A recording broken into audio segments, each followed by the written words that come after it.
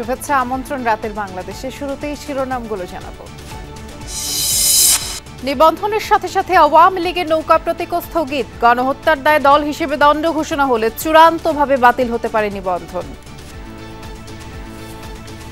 এই যাবৎ যত ইলেকশন আছে এই দলই এই প্রতীকটা নিয়ে করেছে।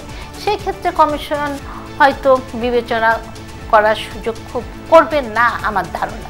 আনচ্যালেঞ্জ তো কিছু থাকবে না। রুল অফ লয়ে তো এটাই হবে, চ্যালেঞ্জ হবে, চ্যালেঞ্জের উপর আলোচনা হবে, চ্যালেঞ্জ টিকবে, চ্যালেঞ্জ টিকবে না। মানবিক করিডোরের নামে বাংলাদেশ কি যুদ্ধে জড়াচ্ছে জানতে চায় বিএনপি। সংস্কার চাপিয়ে দিলে জনগণ মানবে না। ক্ষমতার চাপ তাদের উপর গেছে, তারা করতে ঢুকে গেছে, এখন করতে থেকে বেরিয়ে আসছে।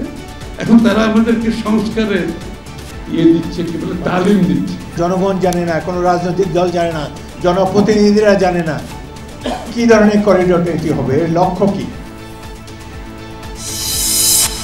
শুক্রবার আত্মপ্রকাশ করবে এনসিপির যুব উইং জাতীয় যুব শক্তি। 4 মূলনীতি অক্ষুণ্ণ রেখে সংবিধান সংশোধনে আপত্তি নেই সিপিবির।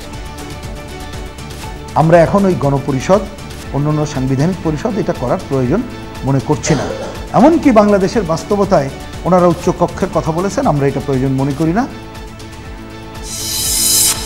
রমনা বটমূলে বোমা হামলা মামলায় সাজা কমল মৃত্যুদণ্ডপ্রাপ্ত 7 আসামি। 2 জনের যাবজ্জীবন, 9 জনের 10 বছর করে কারাদণ্ড। মানসিক যে চেতনা, যে অগ্রগতি, তাকে হত্যা করার জন্য উদ্যত হয়েছিল। সেই কারণেই আমরা আগামী এই রায়ের বিরুদ্ধে উচ্চ আদালতে আপিল করব। 4 দিনের রিমান্ডে সাবেক এমপি মমতাজ। গণ অভ্যুত্থানের সময় মিরপুরের সাগর হত্যা মামলায় অভিযুক্ত। আরেক সংসদ সদস্য মীরা দম্পতির বিরুদ্ধে দুদকের মামলা। রাজধানীর তেজকুনিপাড়ায় ময়লার স্তূপ থেকে শিশুর বস্তাবন্দি মরদেহ উদ্ধার।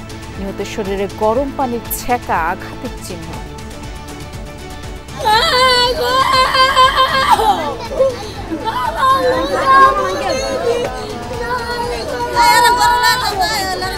তিনটা বস্তার ভিতরে বইরা ডাকনে না পালাই।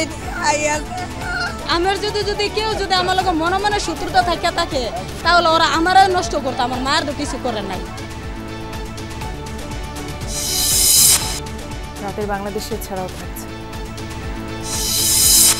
সূচি পিছিয়ে পাকিস্তান সফরে যাওয়ার সিদ্ধান্ত বিসিবির। অপেক্ষা সরকারের সবুজ সংকেতের। কাল সকালে দুবাই যাচ্ছে টাইগাররা।